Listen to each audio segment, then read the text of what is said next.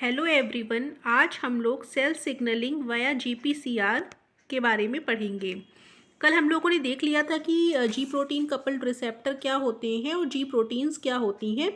उनके बारे में हमने एक जनरल नॉलेज ले ली थी, लेकिन आज हम इनकी सिग्नलिंग को देखेंगे कि जीपीसीआर या जी प्रोटीन कपल्ड रिसेप्टर किस तरीके से सिग्नलिंग पाथवे को इनिशिएट करते हैं। तो चलिए स्टार्ट करते हैं। देखिए, कल जो मैंने इसकी फ़ोटो बनाई थी, एक सेल के थ्रू सेल के ऊपर दिखाया था इसको, जीपीसीआर को। आज थोड़ा मैंने इसका जूम रिव्यू बना दिया है। सेल मेम्ब्रेन को इस तरीके से बनाया मैंने। प्लाज्मा मेम्ब्रेन को इंडिकेट कर रहा है, डबल लेयर्ड होती है जो। तो जब इनएक्टिव या रेस्टिंग स्टेज में जीपीसीआर और जी प्रोटीन होते हैं तो कुछ इस तरीके से दिखते हैं। मतलब कोई भी लिगेंड विगेंड आया नहीं है बाहर से, तो ये क्या है, इनएक्टिव कंडीशन में है। इनएक्टिव कंडीशन में हमने बताया था कि जो अल्फ़ा होता है वो जीडीपी के साथ बाइंडेड रहता है और बीटा गामा इसके साथ बाइंडेड रहते हैं। इस तरीके से ये लोग रहते हैं, ठीक है, इनएक्टिव कंडीशन में या रेस्टिंग कंडीशन में।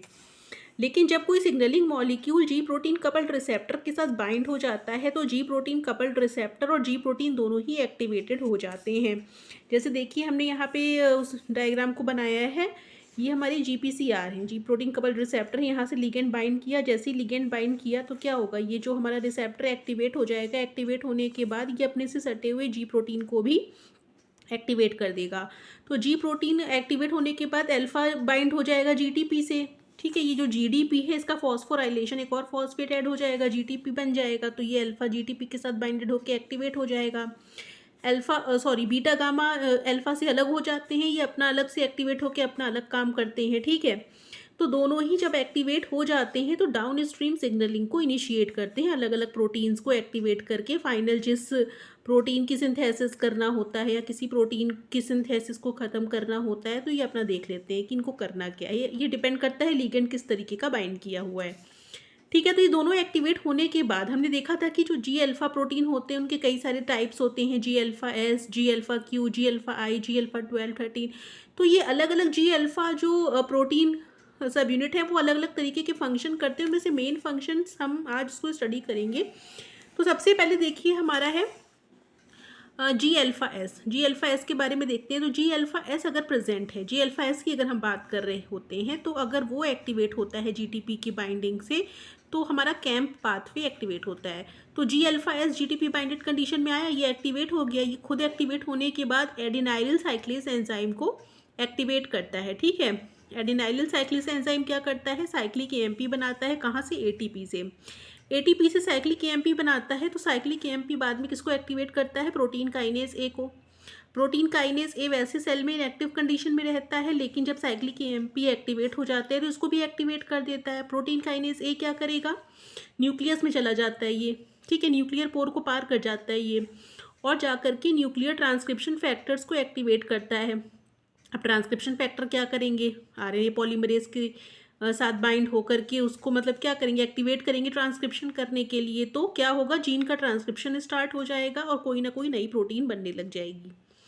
तो ये सारा काम जो हो रहा है एडिनाइलिल साइक्लेज एंजाइम के थ्रू, वो किसके थ्रू हो रहा है, कैंप यहाँ पे सेकेंडरी मैसेंजर का काम करता है, इसीलिए हम इसको कैंप पाथवे भी कहते हैं। तो पहला तो हमारा कैंप पाथवे एक्टिवेट हो जाएगा जब हमारी G alpha S protein activated condition में आएंगी, ठीक है। तो ये हमारा चलेगा ये वाला पाथवे। लेकिन अगर जी अल्फ़ा एस की जगह दूसरी प्रोटीन है जिसको हमने देखा था G alpha Q, G alpha Q अगर एक्टिवेट होगी तो क्या होगा, देखते हैं। तो if G alpha Q is present, तो G alpha Q GTP binded form में है तो ये एक्टिवेट हो जाएंगे। तो एक IP3DAG पाथवे है, IP3 डैग पाथवे, वो एक्टिवेट होगा क्या, ये एक्टिवेट होने के बाद जब जी अल्फ़ा क्यू एक्टिवेट हो जाएंगे तो ये फॉस्फोलाइपेज सी बीटा को एक्टिवेट करेंगे, एक एंजाइम है। तो जब फॉस्फोलाइपेज सी बीटा एक्टिव हो जाएगा तो करेगा क्या, ये एंजाइम सेल मेम्ब्रेन में प्रेजेंट होता है PIP2। PIP2 का फुल फॉर्म है फॉस्फेटाइडिल आइनोसाइटोल बाइफॉस्फेट। फॉस्फेटाइडिल आइनोसाइटोल बाइफॉस्फेट, अगर आपको पूरा नहीं याद हो रहा तो PIP2 याद कर लीजिए। तो सेल मेम्ब्रेन में जो PIP2 होता है उससे क्या बनाते हैं, ये IP3 बनाते हैं और DAG बनाते हैं। कौन बना रहा है, ये फॉस्फोलाइपेज सी बीटा, ठीक है। तो आइनोसाइटोल ट्राइफॉस्फेट ये IP3 बना दिया और DAG डाईएसाइल ग्लिसरॉल बना दिया, ठीक है। अब डाईएसाइल ग्लिसरॉल तो डायरेक्टली प्रोटीन काइनेज सी को एक्टिवेट करता है, ठीक है। प्रोटीन काइनेज सी को एक्टिवेट कर देता है कौन, डाईएसाइल ग्लिसरॉल। और IP3 क्या करेगा, एंडोप्लाज्मिक रेटिकुलम से कैल्शियम आयन को रिलीज कराता है, ठीक है, आयन चैनल को खोल देता है, गेटेड आयन चैनल को खोल देता है एंडोप्लाज्मिक रेटिकुलम की मेम्ब्रेन पे, और एंडोप्लाज्मिक रेटिकुलम से कैल्शियम आयन को रिलीज कराता है। जब कैल्शियम आयन रिलीज हो जाते हैं तो क्या एक्टिवेट कर देते हैं, वो भी प्रोटीन काइनेज सी को ही एक्टिवेट करते हैं। तो ये finally protein kinase C activate हो रहा है। प्रोटीन काइनेज सी क्या करेगा, बाद में फिर वो किसी ट्रांसक्रिप्शन फैक्टर को एक्टिवेट करेगा, किसी और जीन की सिंथेसिस और किसी और नई प्रोटीन को बनाएगा जिसकी ज़रूरत होगी। तो ये अलग तरीके से चल रहा है, ठीक है। इसको IP3 डैक पाथवे कहते हैं। जी अल्फा क्यू अगर प्रेजेंट होगा तभी पाथवे चलेगा, ठीक है। इसको आपको याद करना पड़ेगा कौन किसको एक्टिवेट कर रहा है, इसका कोई तरीका नहीं है। इसके बाद देखिए, अगर जी अल्फा आई प्रेजेंट होता है, जी अल्फा आई को हम इनहिबिटरी प्रोटीन भी कहते हैं। इसका जो इफेक्ट होता है वो अपोजिट होता है जी अल्फा एस के, जो हम पहले पढ़ चुके हैं।